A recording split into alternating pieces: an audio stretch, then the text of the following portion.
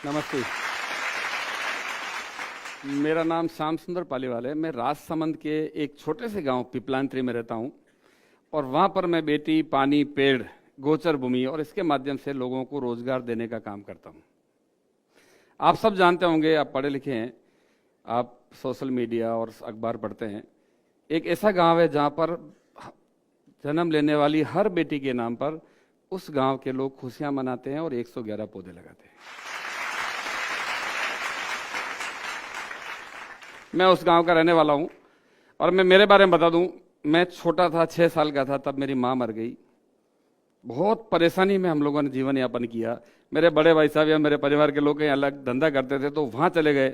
वहां जाने के बाद उन लोगों ने गोबर का टोपला सिर पर रख दिया कि यही बेटा अपना धंधा और ये काम करना है तेरे को।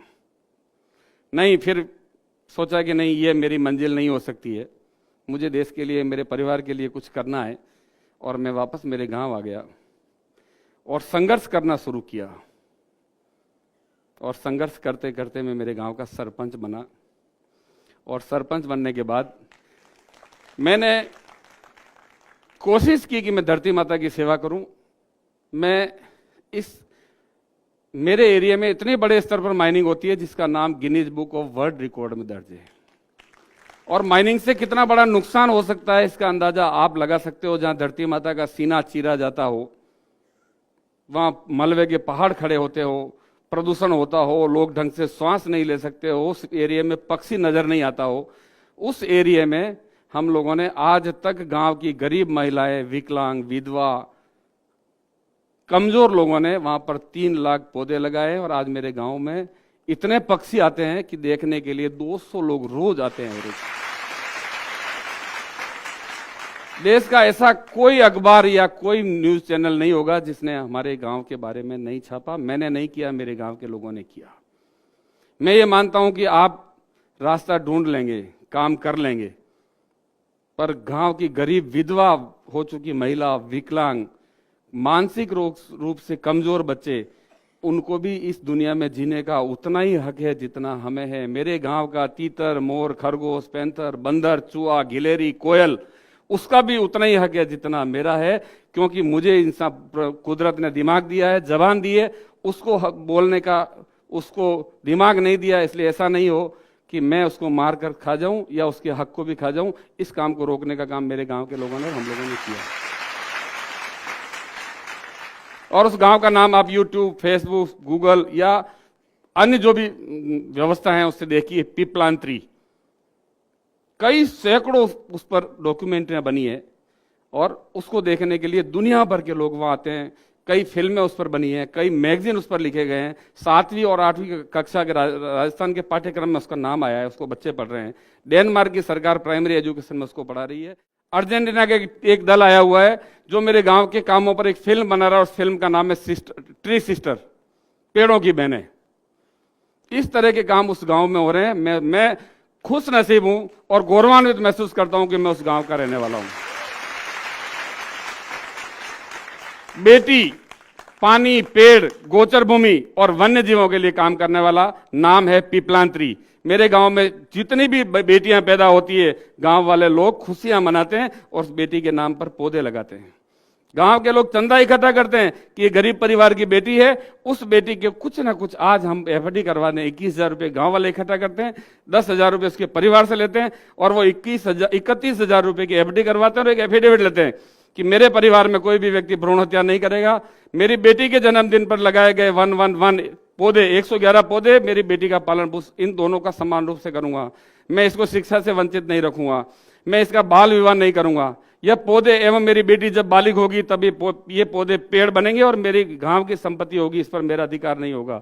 और इन सब को देखकर दुनिया भर के लोग वहां आते हैं। अभी यूनियन बैंक ऑफ इंडिया ने मेरे गांव के 300 बच्चों को गोद लिया है और 60 लाख रुपए दिए।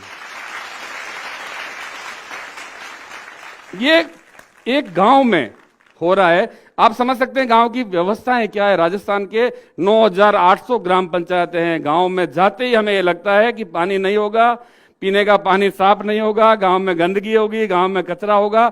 और इस तरह की व्यवस्थाओं को बदलने का काम पिपलांत्री के लोगों ने किया है, जिसको आज पूरा विश्व देखता है। और इसको देखकर राजस्थान की माननीय मुख्यमंत्री, महाराष्ट्र के मुख्यमंत्री कई लोगों ने वहां आकर उस मॉडल को अपने अपने क्षेत्र में अपनाया। उसका पिपलांत्री मॉडल नाम देकर कई योजनाएं उस नाम से शुरू की है। जल संरक्षण, वृक्षारोपण, बेटी बचाने पर, बेटी गौरव उद्यान, राजीव गांधी सेवा केंद्र, मुख्यमंत्री जल स्वावलंबन योजना जैसी कई योजनाएं वहां से कुछ सीख कर कई सरकारें इस पर काम कर रही है और ये पिपलांत्री में हुआ है। और पिपलांत्री के अलावा पूरे राजस्थान में ये काम चल रहा है। आज हम किसी व्यक्ति से उधार लेते हैं, आप कल्पना कीजिए कोई भी वित्तीय व्यवस्था, कोई बैंक, कोई साहूकार हमें उधार पैसा देता है, लोन देता है, तो वो छोड़ता है क्या? हमें कभी नहीं छोड़ता है। हमारे बच्चों को उसकी भरपाई करनी पड़ती है। तो इस धरती से हम कब तक लेते रहेंगे? कितने ट्यूबवेल खोदते रहेंगे? कितना खून इसका चूसेंगे? कितने पेड़ काटेंगे? अभी दिल्ली में मैंने देखा नहीं पर सुना है, दिल्ली के उप मुख्यमंत्री मनीष सिसोदिया मेरे गांव में 7 दिन रहकर एक डॉक्यूमेंट्री बनाकर गए, स्वराज इन पिपलांत्री। वो कब तक दिल्ली जैसी स्थिति क्या उसका इंतजार करते रहेंगे हम कि दिल्ली में जो स्थिति पैदा हुई है वो जयपुर में हो जाए, या देश के अन्य हिस्सों में हम ऑक्सीजन के लिए तरस जाएं, हम लकड़ी के लिए तरस जाएं, हम पीने के पानी के लिए तरस जाएं। बरसात का जितना पानी बहकर आज समुद्र में जाकर मिल रहा है, खारे पानी में मिल रहा है, क्या हमारी जिम्मेदारी नहीं उसको रोककर धरती माता को पिलाना? और धरती को जिस दिन पानी पिलाना शुरू हमने कर दिया, उस दिन पानी के संबंधित समस्या खत्म हो जाएगी। और ये काम पिपलांत्री के लोगों ने किया है। मैं ये बात इसलिए कह रहा हूं आप लोगों को कि अगर व्यक्ति ये ठान ले कि मुझे ये काम करना है, तो वो काम होकर रहता है। हम चांद पर जाने की बात कर रहे हैं, चांद पर बसने की बात कर रहे हैं, और हम हमारे गांव में सफाई की व्यवस्था नहीं कर सकते हैं। मेरे काम में 2007 में आज स्वच्छ भारत मिशन योजना चल रही है। देश के प्रधानमंत्री जी लाल किले से कह रहे हैं गांव सब साफ होना चाहिए, खुले में शौच की प्रवृत्ति को रोकना चाहिए। मेरे गांव के लोगों ने 2005 में ये व्यवस्था पूरी तरह लागू कर दी, और एपीजे अब्दुल कलाम साहब ने 2007 को मेरे गांव को राष्ट्रपति पुरस्कार देकर सम्मानित किया। काम मेवाड़ी में कहावत है कि नाम रहे लो काम सुनो सयाने लोग, मीरा सुत जायो नहीं और शिष्य न मुंडियो कोय। नाम, हमारा नाम, मेरे जैसे कई लोग आए और कई चले जाएंगे। मेरा नाम तभी रहेगा जब मैं काम करूंगा। मीराबाई का नाम आज भी अमर है। मीराबाई का कोई संतान नहीं थी और कोई शिष्य नहीं था। महाराणा प्रताप की संतान को कोई नहीं जानता है, महाराणा प्रताप के कामों को सब लोग जानते हैं। इसलिए हम अपने आप को साबित करें। मैंने जैसे ही गांव का सरपंच बना, सबसे पहला नारा दिया था मैंने खुद ही को कर बुलंद इतना कि खुदा खुद तुझसे पूछे तेरी रजा क्या है। और वही हुआ। मेरे गांव का कोई भी व्यक्ति किसी भी मंत्रालय में, किसी भी मंत्री के पास, किसी जनप्रतिनिधि के पास, अधिकारी के पास नहीं गया कि मुझे ये चाहिए। सभी अधिकारी, जनप्रतिनिधियों ने आकर बताया कि आपके गांव में क्या व्यवस्था है, स्कूल नहीं है। एक आदेश में मेरे गांव के सरपंच की चेयर पर बैठकर वहां के राजस्थान के शिक्षा मंत्री ने सभी स्कूलों को कन्वर्ट कर दिए, आंगनबाड़ी खोल दी, वाटर सप्लाई की स्कीमें कर दी, सड़कें बना दी।